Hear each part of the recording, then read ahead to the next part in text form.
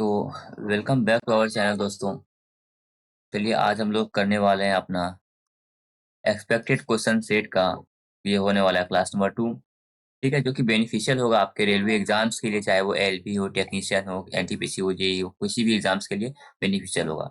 इसमें जो इनपुट किया है मैंने जीके के एंड जीएस के दोनों के क्वेश्चन, यानी कि जीके हो गया और साइंस के जो क्वेश्चन मैं पहले करा रहा था वो सभी के सभी इसमें इंक्लूडेड है। ठीक है, तो ये दोनों के लिए बेनिफिशियल होने वाला है।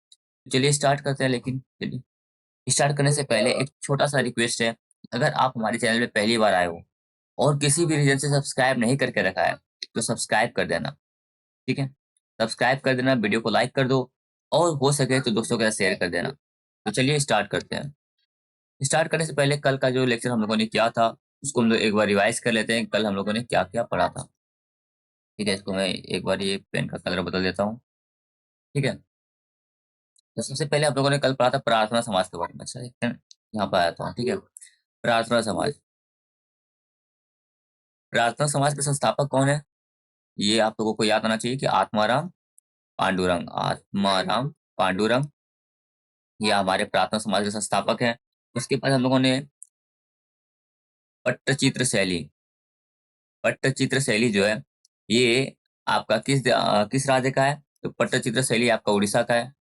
ये आपको ध्यान आना चाहिए। और आपको क्या कि पर्यावरण संरक्षण अधिनियम ये कब पारित हुआ था? फटाफट बताइए। पर्यावरण संरक्षण अधिनियम ये आपका 1986 में पारित हुआ था। ठीक है? और क्या, अगर वो देखेंगे डाइजेशन का मेन ऑर्गन यानी कि पाचन का मुख्य अंग क्या है? तो ये आपका छोटी आंत होता है। छोटी आंत ये पाचन का मुख्य अंग होता है। और और हम लोगों का एक क्वेश्चन था कि भारतीय तट रेखा का सबसे लंबी सीमा किसके कौन शेयर करता है? तो वो गुजरात शेयर करता है। और क्या एक क्वेश्चन था, हाँ, और था, हाँ, ध्वनि किस मीडियम में ट्रेवल नहीं कर सकता है? तो ध्वनि जो है वो निर्वात में, यानी कि वैक्यूम में ट्रेवल नहीं कर सकता है। ध्वनि वैक्यूम में ट्रेवल नहीं कर सकता है। और हाँ, और एक क्वेश्चन था यूआरएल। यूआरएल का फुल फॉर्म क्या होता है? ये होता है uniform uniform resource uniform resource locator. ये यूआरएल का फुल फॉर्म होता है लोकेटर। और आलू अनुसंधान केंद्र कहाँ पे है? आलू अनुसंधान केंद्र आपका शिमला में है। आलू अनुसंधान केंद्र कहाँ है? शिमला में है। और क्या, एक मस्तिष्क, यानी कि कंप्यूटर का मस्तिष्क किसको कहा जाता है? कंप्यूटर का हम मस्तिष्क किसको कहा जाता है? तो ये कहा जाता है सीपीयू को। और राज तरंगिणी के लेखक कौन है? राज तरंगिणी के लेखक कौन है? कल्हण है। राज तरंगिणी के लेखक कौन है? कल्हण है। और महारत्न कंपनी, तो कुछ ऑप्शन दिया गया था, उसमें पूछा गया था कि इनमें से महारत्न कंपनी कौन है? तो इंडियन कोल फील्ड जो है वो उसमें से महारत्न कंपनी थी। और उबंटू क्या है? तो ऑपरेटिंग सिस्टम है। उबंटू उबंटू क्या है? ये एक ऑपरेटिंग सिस्टम है। और एक था कि 1556 में सेकेंड बैटल ऑफ पानीपत हुआ था। सेकेंड बैटल, पानीपत का दूसरा युद्ध हुआ था 1556 में। सेकेंड बैटल ऑफ पानीपत हुआ था, जो कि अकबर और हेमू के बीच में हुआ था। अकबर और हेमू के बीच में हुआ था।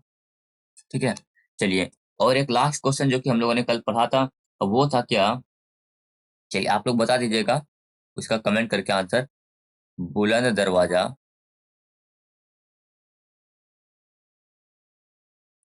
बुलंद दरवाजा कहाँ है? ये आप लोग कमेंट करके बताइएगा, जो कि हम लोगों ने कल पढ़ा है। ठीक है, चलिए अब आज का देख लेते हैं। आज का पहला क्वेश्चन है, Rai is primarily a folk dance of which state? Rai मुख्य रूप से किस राज्य का लोक नृत्य है? उत्तर प्रदेश का, मध्य प्रदेश का, राजस्थान का या गुजरात का? तो राय जो है मुख्य रूप से किस राज्य का लोक नृत्य है? तो राय आपका मध्य प्रदेश का लोक नृत्य है। ठीक है, राय कहाँ का लोक नृत्य है? मध्य प्रदेश का है। और मध्य प्रदेश के कौन कौन से लोक नृत्य है उसको हम लोग देख लेते हैं। तो मध्य प्रदेश के लोक नृत्य को अगर हम लोग देखना चाहें, सबसे पहले आपका हो गया मटकी। मटकी, उसके बाद ज्वारा, कर्मा, मटकी, ज्वारा, कर्मा, भगोरिया, तिरतली, भगोरिया, भगोरिया, तिरतली, फूलपत्ती,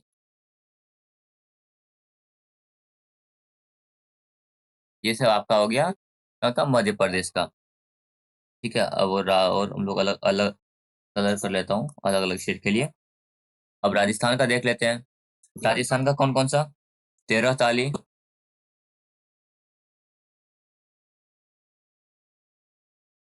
13 ताली हो गया। फिर छंग, घूमर, देखो घूमर लिख देता हूँ। एक सुई सीनी, एक कलबेलिया,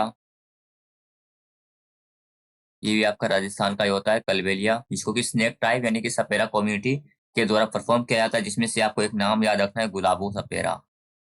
जो इसके एक्सपोनेंट है गुलाबो सपेरा, ये नाम भी आपको ध्यान रखना है। ठीक है, और आपका राजस्थान का हो गया भवई, ये सब कुछ आपका राजस्थान का हो गया। ठीक है, चलिए अब हम लोग अदर स्टेट देख लेते हैं। किस कलर से देखेंगे? इस कलर से देख लेते हैं।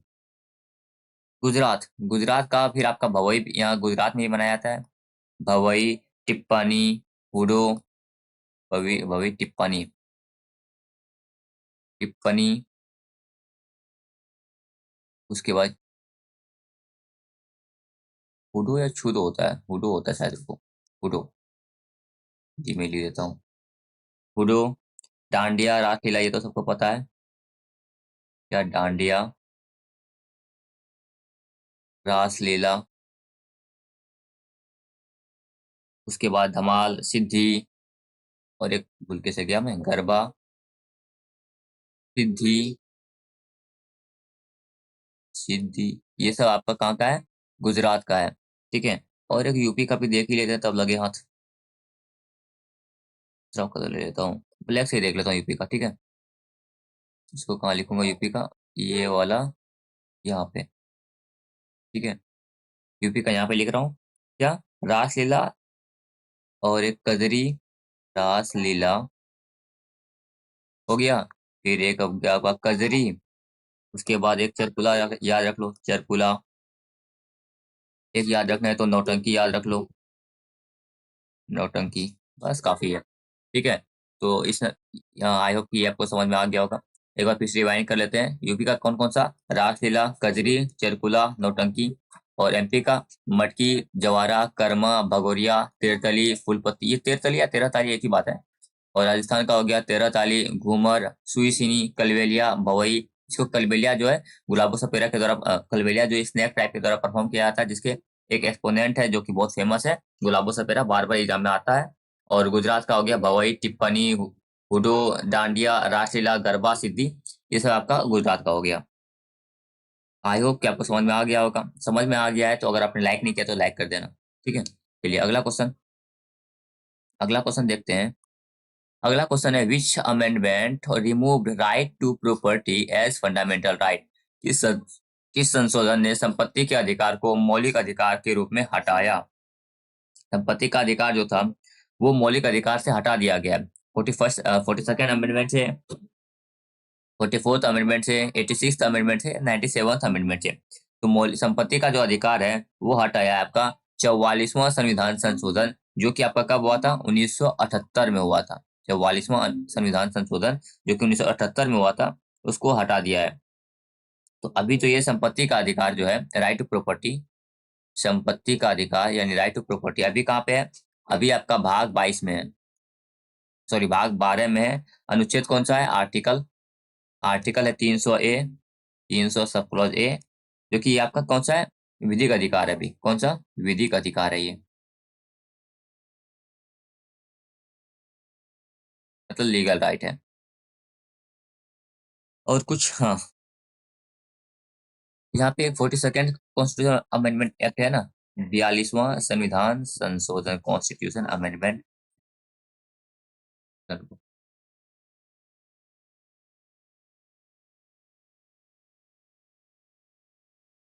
तो 42nd कॉन्स्टिट्यूशन अमेंडमेंट एक्ट जो हुआ था, 42वां संविधान संशोधन, जो कि आया था कब? 1976 में।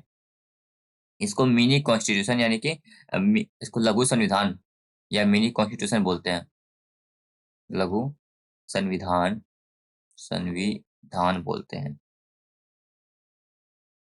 अच्छा, मौलिक अधिकार का यहाँ पे बात हुआ है, तो हम लोग फंडामेंटल राइट यानी मौलिक अधिकार को थोड़ा सा डिस्कस कर लेते हैं। मौलिक अधिकार, अब देखो मौलिक अधिकार का देखेंगे कि किस भाग में है, यानी कि किस पार्ट में है। भाग 3 में है। और अनुच्छेद कौन कौन सा है? अनुच्छेद है 12 से 35, 12 से 35 तक में ये अनुच्छेद है। और ये कहाँ से लिया गया है मौलिक अधिकार को? ये यूएस के कॉन्स्टिट्यूशन से लिया गया है, ठीक है। और इसको मैग्ना कार्टा भी बोलते हैं। मैग्ना कार्टा, मैग्ना कार्टा, क्योंकि इसको यूके में मैग्ना कार्टा के नाम से जाना जाता है, ठीक है। और कुछ कुछ अमेंडमेंट देख लेते हैं। 86 कॉन्स्टिट्यूशन अमेंडमेंट को देख लेते हैं। 86 में क्या हुआ था कि अनुच्छेद 21 ए को जो है, अनुच्छेद 21 ए में क्या है जोड़ा गया था? किसमें? अनुच्छेद 21 ए में को जोड़ा गया था ये मौलिक अधिकार में। इसमें क्या लिखा हुआ है? इसमें लिखा हुआ है आपका कि प्राथमिक शिक्षा का अधिकार है। इसमें लिखा हुआ है प्राथमिक शिक्षा का अधिकार,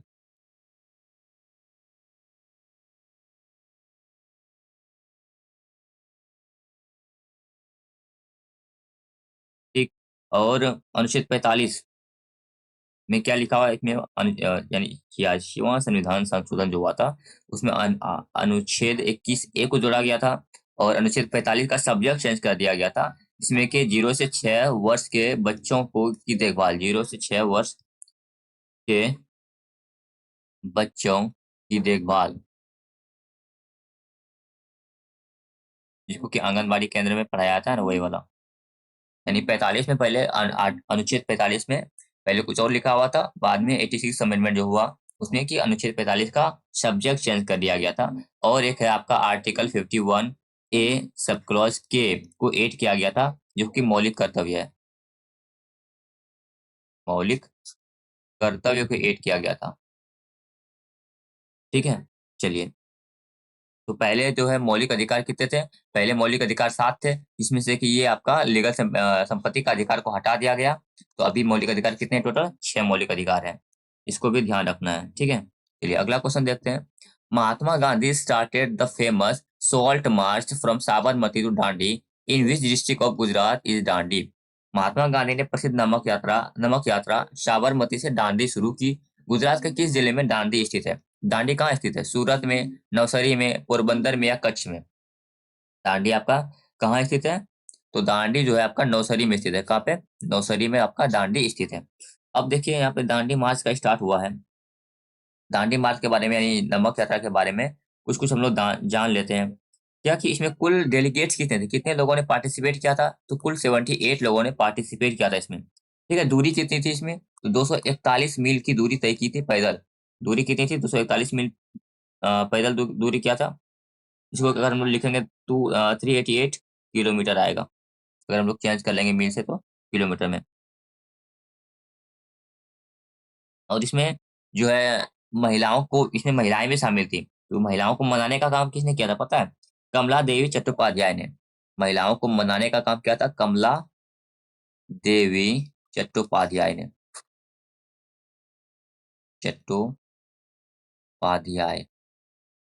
मतलब इसमें महिलाएं भी सब इस दांडी मार्च में महिलाओं ने भी भाग लिया था। तो महिलाओं को मनाने का काम किया था कमला देवी चट्टोपाध्याय ने। ये भी आपको ध्यान रखना है, ठीक है। अब हम लोग थोड़ा सा सीडीएम को देख लेते हैं, सिविल डिसओबीडियंट मूवमेंट, यानी कि सविनय अवज्ञा आंदोलन, ठीक है। हिंदी में आप लोग लिख लीजिएगा सविनय अवज्ञा आंदोलन, जो कि आपका कब हुआ था? 12 मार्च 1930 को हुआ था। सॉरी, 12 मार्च 1930 को हुआ था और चला था 6 अप्रैल 1930 तक, ठीक है। इसमें नॉर्थ वेस्ट फ्रंटियर, मतलब हिंदी में लिख देता हूँ मैं, पश्चिम उत्तर पश्चिम प्रांत में, सीडीएम उत्तर पश्चिम प्रांत में किसने लीड किया था? तो खान अब्दुल गफ्फार खान ने लीड किया था। Khan Abdul Ghaffar, Khan Abdul Ghaffar Khan. North West Frontier League ने, यानी कि उत्तर पश्चिम प्रांत में सीडीएम को लीड किया था खान अब्दुल गफ्फार खान ने, जिसको कि सीमांत गांधी भी के नाम से भी जानते हैं। सीमांत गांधी के नाम से भी जानते हैं, ठीक है। और इसने एक समाज को स्थापित किया था, खुदाई खिदमतगार को स्थापित किया था। खुदाई खिदमतगार समाज को स्थापित किया था, खिदमतगार। और इसने एक मूवमेंट की भी किया था जिसका नाम है काला कुर्ती मूवमेंट। काल कुर्ती मूवमेंट यानी कि आंदोलन। तो आपको खान अब्दुल गफ्फार खान से क्या क्या याद रखना है कि इसको सीमांत गांधी बोलते हैं। इसने सीडीएम के हिंदी में उत्तर पश्चिम प्रांत को लीड किया था। खुदाई खिदमतगार बनाया था खान अब्दुल गफ्फार खान ने, और काल कुर्ती आंदोलन में भी काल कुर्ती आंदोलन को भी इसने स्टार्ट किया था खान अब्दुल गफ्फार खान ने। ठीक है। और एक कुछ राउंड टेबल कॉन्फ्रेंस देख लेते हैं। गोलमेज सम्मेलन जिसको हिंदी में बोलते हैं राउंड टेबल कॉन्फ्रेंस यानी गोलमेज सम्मेलन। तो फर्स्ट राउंड टेबल कॉन्फ्रेंस कब हुआ था? 1930 में हुआ था। सेकंड राउंड टेबल कॉन्फ्रेंस कब हुआ था? 1931 में हुआ था। और थर्ड राउंड टेबल कॉन्फ्रेंस कब हुआ था? 1932 में हुआ था। जिसमें कि सेकंड द्वितीय गोलमेज सम्मेलन में ही सिर्फ कांग्रेस ने भाग लिया था। ठीक है। चलिए अगला क्वेश्चन है, which of the following passes connect Srinagar and Leh? निम्नलिखित में से कौन सा दर्रा श्रीनगर और लेह को जोड़ता है? तो कौन सा दर्रा श्रीनगर और लेह को जोड़ता है? नाथुला, बारलाशाला, जीपला या जोजिला? तो श्रीनगर और लेह को जोड़ता है कौन? जोजिला दर्रा। श्रीनगर और लेह को कौन कौन सा दर्रा जोड़ता है? जोजिला।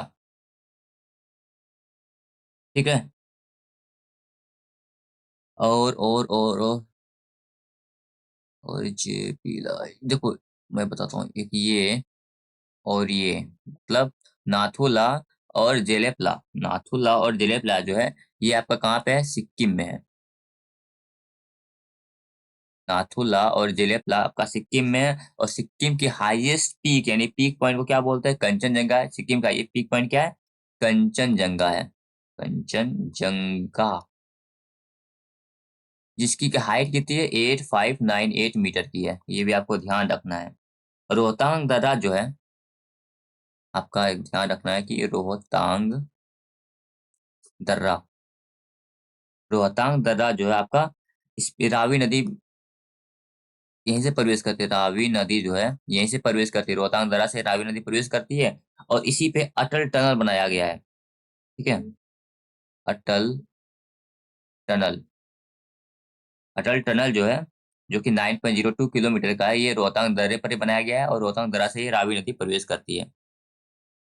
ठीक है। बाकी मैं दर्रे का एक पीडीएफ, दर्रा का एक पीडीएफ अपने टेलीग्राम चैनल पर डाल दूंगा, नहीं तो क्योंकि यहाँ पे वो बहुत बड़ा हो जाएगा। ठीक है। आपको देख लेना है दर्रा का, ये आप इसको ध्यान रखना है। दर्रा का पीडीएफ मैं अपने टेलीग्राम चैनल पर डालूंगा आज। ठीक है। अभी मतलब ये लेक्चर कंप्लीट होने के बाद रिकॉर्ड कंप्लीट कर लूंगा, उसके बाद डाल दूंगा। तो वहां से आप लोग दर्रा का पीडीएफ एक बार देख लेना।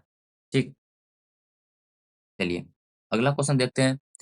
इन विच स्टेट इज द, क्या लिखा हुआ है ये? Kudankulam nuclear power station located. Kudankulam nuclear power station कहाँ पे है? कुदनकुलर परमाणु ऊर्जा स्टेशन किस राज्य में स्थित है? गुजरात में, तमिलनाडु में, उत्तराखंड में या मध्य प्रदेश में? तो कुडनकुलम परमाणु स्टेशन जो है ये आपका कहाँ पे है? तमिलनाडु में। तमिलनाडु में, गुजरात में, तमिलनाडु में ये है। ठीक है। कुडनकुलम परमाणु ऊर्जा स्टेशन कहाँ पे है? ये आपका तमिलनाडु में है। अब यहाँ पे देखो, परमाणु ऊर्जा जो है ना, इसको एक रिएक्शन होता है जिसको परमाणु विखंडन के रिएक्शन के नाम से जानते हैं। परमाणु विखंडन, इसको हम लोग देख लेते हैं एक बार। इसमें होता क्या है, ये अपना यूरेनियम है का आइसोटोप उपकरण यूरेनियम 292 235 है, जो कि इसमें न्यूट्रॉन का जब बमबारी कराते हैं तो ये क्या होता है, ये टूट जाता है। किसमें? बेरियम में, क्रिप्टन में, और यहाँ से 3 न्यूट्रॉन निकलता है। ठीक है। और इस चेन रिएक्शन में होता क्या है, इस चेन रिएक्शन में हम लोग कुछ मॉडरेटर के रूप में यूज करते हैं। मॉडरेटर, और मॉडरेटर के रूप में हम लोग किसका किसका यूज करते हैं? बेरियम। मॉडरेटर के रूप में हम लोग इसमें बेरियम या आपका ग्रेफाइट, बेरियम या ग्रेफाइट के रॉड का यूज करते हैं। बेरियम या ग्रेफाइट के रॉड का यूज करते हैं। और इसमें कूलेंट के रूप में, कूलेंट के रूप में हैवी वाटर यानी D2O यानी कठोर जल को का यूज करते हैं। और अगर हम लोग देखेंगे पहला परमाणु ऊर्जा स्टेशन कहाँ पे है, फर्स्ट जो परमाणु ऊर्जा स्टेशन है वो आपका तारापुर में था। तारापुर में है, सॉरी, तारापुर महाराष्ट्र में। ठीक है। जो कि बनाया गया था 1969 में। और और कुछ कुछ हम लोग अब ऊर्जा स्टेशन देख लेते हैं। गुजरात में भी एक ऊर्जा स्टेशन है, गुजरात में है। ठीक है। उसके बाद आपका तमिलनाडु में है। उसके बाद आपका यूपी में है। उसके बाद आपका राजस्थान में है। इनको देख लेते हैं। गुजरात में आपका काकरापर ऊर्जा स्टेशन आपका गुजरात में है। तमिलनाडु में क्या है? Kalpakkam. Kalpakkam.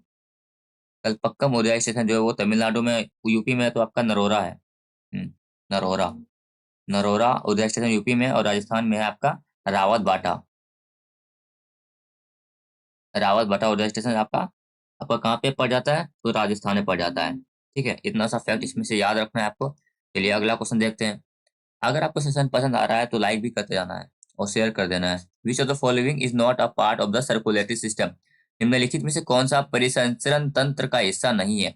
Blood, heart, large intestine या आर्टरी? तो इसका आंसर क्या होगा? बड़ी आंत जो है, ये लार्ज इंटेस्टाइन जो है परिसंचरण तंत्र का हिस्सा नहीं है। देखो यहाँ आर्टरीज है। आर्टरीज का काम क्या होता है? आर्टरीज का काम होता है यानी कि प्योर ब्लड यानी शुद्ध रक्त को, शुद्ध रक्त, प्योर ब्लड। अच्छा, प्योर ब्लड बोलते किसको है? जिसमें कि ऑक्सीकृत रहा होता है, यानी कि वैसा ब्लड जिसमें कि ऑक्सीजन हो उसको प्योर ब्लड बोलते हैं। तो प्योर ब्लड का काम, धमनिया का काम क्या था? शुद्ध रक्त को हार्ट से यानी कि हृदय से पूरे बॉडी में सभी ऑर्गन तक पहुंचाना, ये काम होता है प्योर आर्टरीज का यानी धमनियों का। शुद्ध रक्त से, शुद्ध रक्त को लेके यानी शुद्ध रक्त किसको बोलते हैं? जिसमें कि ऑक्सीजन होता है, उसको हार्ट से यानी हृदय से सभी ऑर्गन तक पहुंचाना, अन्य ऑर्गन तक, सॉरी अन्य क्या बोलते हैं, भागों तक पहुंचाना, ये आपका काम होता है धमनियों का यानी आर्टरीज का। अब देखो यहाँ पे हमारा सीरा भी है, सीरा नहीं है, आर्टरीज और एक होता है सीरा। ठीक है, जिसको वेन बोलते हैं हिंदी में, सॉरी इंग्लिश में। इसका काम क्या होता है? इसका काम होता है अनऑक्सीडाइज्ड ब्लड को यानी कि अऑक्सीकृत रक्त को, यानी कि अशुद्ध रक्त बोल सकता हूँ उसको मैं। ऐसा ऐसा ब्लड जिसमें कि ऑक्सीजन ना हो, अशुद्ध रक्त। अशुद्ध रक्त को क्या करेगा? शरीर के अन्य भागों से लेके हार्ट में लेके आएगा। देखो, अब मान लो ये ब्लड जैसे गया, ये ब्लड हार्ट से, यानी क्या क्या क्या आर्टरी जो ब्लड उठाया हार्ट से सभी ऑर्गन में पहुंचाया, फिर ऑर्गन उसको उस ऑक्सीजन को यूज करेगा। देन फिर क्या होगा? वो ब्लड जो है अशुद्ध हो जाएगा, उसमें से उस ब्लड में से ऑक्सीजन खत्म हो जाएगा। तो वापस से क्या करेगा? वेन यानी कि सीरा, अशुद्ध रक्त को, उस रक्त को सभी ऑर्गन से उठा उठा के हार्ट में ले आएगा, ताकि उसको फिर से प्यूरिफाई किया जाए, यानी फिर से उसमें ऑक्सीजन मिलाया जाए, ऑक्सीजन उस ब्लड को किया जाए। ठीक है। और हमारा अगर हार्ट का देखेंगे तो हमारा हार्ट जो है कुल 4 चेम्बर में बटा होता है। ऊपर वाले को इसको क्या बोलते हैं? इसको ऑलिंद बोलते हैं, आलिंद। और नीचे वाले को विलय, सॉरी निलय, यानी कि ऑरिकल और वेंट्रिकल बोलते हैं इसको। ऑरिकल, इसको वेंट्रिकल, वेंट्रिकल बोलते हैं। ये आपका राइट ऑरिकल, और ये आपका राइट वेंट्रिकल, और लेफ्ट ऑरिकल, लेफ्ट वेंट्रिकल होता है। कुल हमारे 4 पार्ट होते हैं हमारे हार्ट में। और इसमें कुछ कुछ फैक्ट देख लेते हैं हम लोग। कुछ कुछ फैक्ट क्या है कि एक होता है फुफ्फुस सीरा, ये आपको ध्यान रखना है। ये थोड़ा सा ध्यान हो जाता है। फुफ्फुस, अरे यार ये तो हिंदी में ये बड़ा दिक्कत होता है। फुफ्फुस सीरा। ठीक, एक फुफ्फुस सीरा हो गया, एक फुफ्फुस धमनी।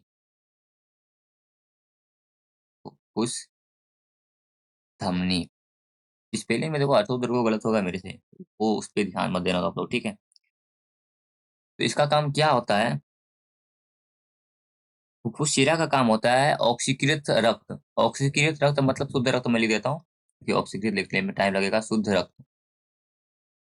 और इसका काम होता है अशुद्ध रक्त को,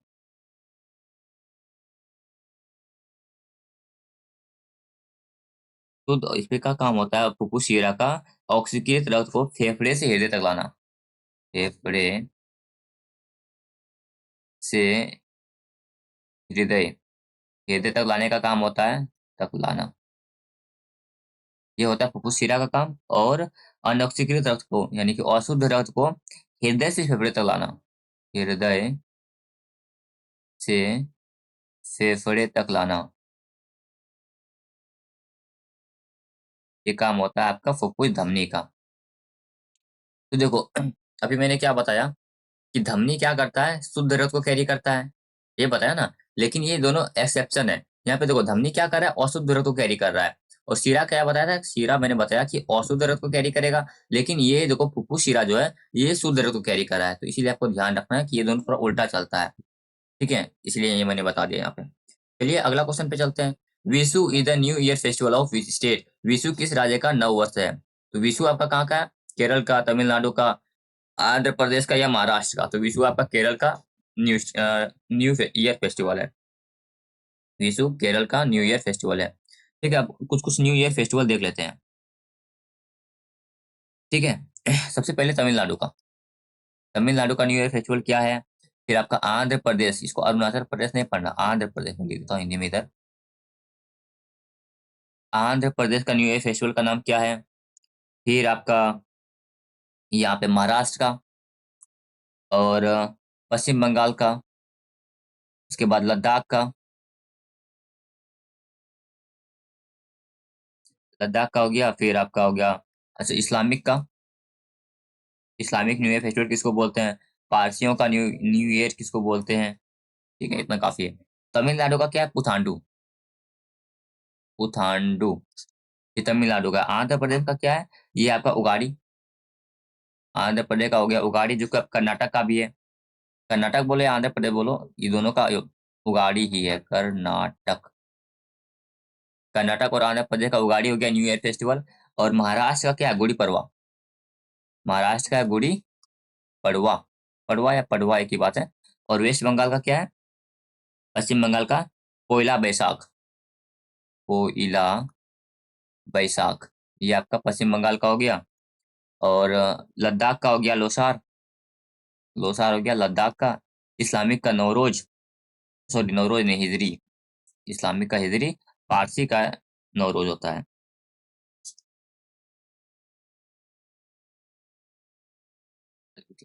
नौरोज। ठीक है, चलिए अगला क्वेश्चन देखते हैं। येन इज द करेंसी ऑफ, येन कहाँ का है? जापान का है, तो सभी पता है। येन जापान का हो गया। चाइना का क्या है? चाइना का युआन है। चाइना का युआन। और भूटान का नगल ट्रम। इंग्लिश में लिख देता हूँ, ये ठीक रहेगा, नगल ट्रम। और आपका ब्राजील का क्या है? तो ब्राजील का रियाल है। और सऊदी अरब का भी रियाल है, ये भी ध्यान रखना, लेकिन उसका रियाल का स्पेलिंग अलग होता है। उसका रियाल का स्पेलिंग ये है, सऊदी अरब। ठीक है, अगला क्वेश्चन देखते हैं। Who gave the in sorry who gave the idea of constitution assembly of India for the first time? Bharat की संविधान सभा का विचार सबसे पहले किसने दिया? तो बी आर अम्बेडकर ने, बी एन रॉय ने, एम एन रॉय ने, डॉक्टर राजेंद्र प्रसाद ने। एम एन रॉय ने जो है, ये सबसे पहले दिया था, कब? 1934 में।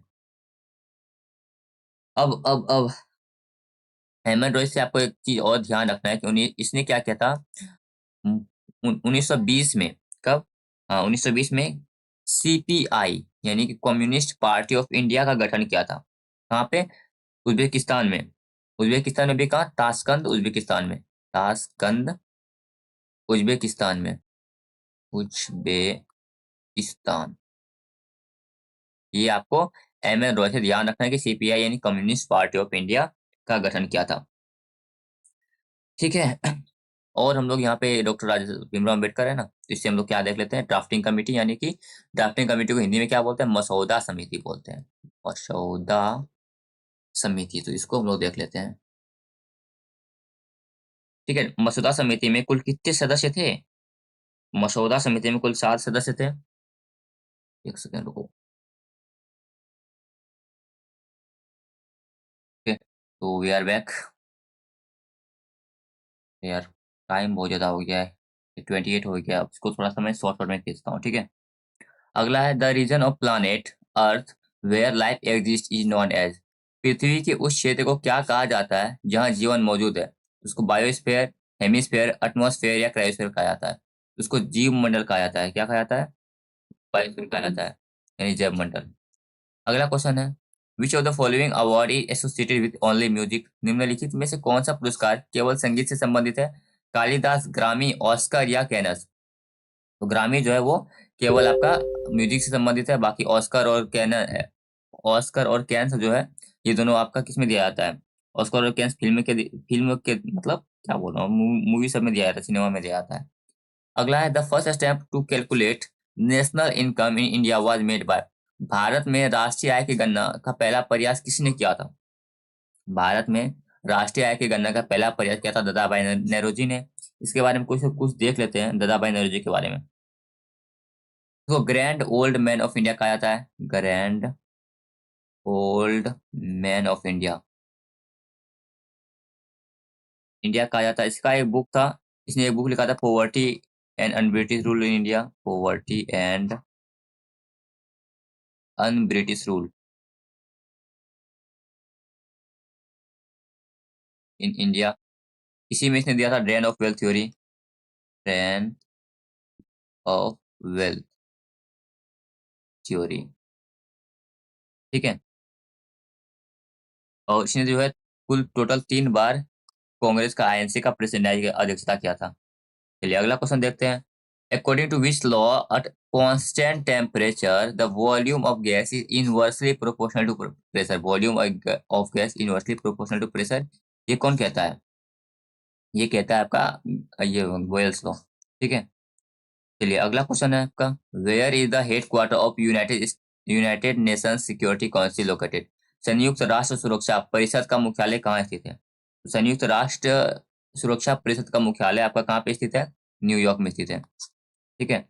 अगला क्वेश्चन, जैन शिक्षण संस्थान JSS operates under the act of जन शिक्षण संस्थान जेएसएस किसके अधीन कार्य करता है? तो जेएसएस आपका किसके अधीन कार्य करता है? ये ministry of skill development and entrepreneurship, कौशल विकास और उद्यमिता मंत्रालय के अंतर्गत काम करता है।